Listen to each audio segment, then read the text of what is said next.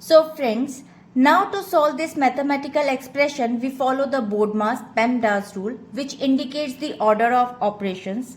Now here is a V BODMAS. First, vinculum. There is a bar on the numbers, and second, we solve brackets. We round brackets, curly bracket, and then square brackets. Off means multiplication, division, multiplication, addition, and subtraction. Now first we solve vinculum. 5 minus 2, here is a bar. So always remember V stands for vinculum and it is the king of brackets and always come first. So the line 5 over 5 minus 2 indicates it must be solved first even before the round bracket. So 5 minus 2 equals to 3. Now the expression becomes 100 minus square bracket 20 plus curly bracket 15 multiply 10 minus 3. Now square bracket off. Second, solve for the round brackets. Next we address the subtraction inside the parentheses. So there is a 10 minus 3 equals to 7 becomes 100 minus 20 plus curly bracket 15 multiply 7. Now square bracket off.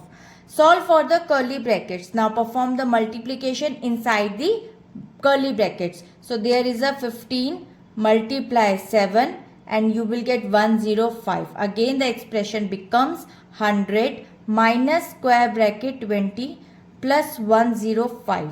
So remember, imagine the brackets are the layer of an onion. Always starts with the innermost layer and peel your way out of the final number. Now the step 4, solve for the square brackets, add the number inside the final set of brackets, which is 20 plus 0, 105 equals to 125, and now expression becomes 100 minus 125. Now here is sign awareness. Whenever a minus sign sits outside a bracket, like the final step here, it applies to the entire result of that bracket. Be careful with this sign when subtracting a larger number from a smaller one.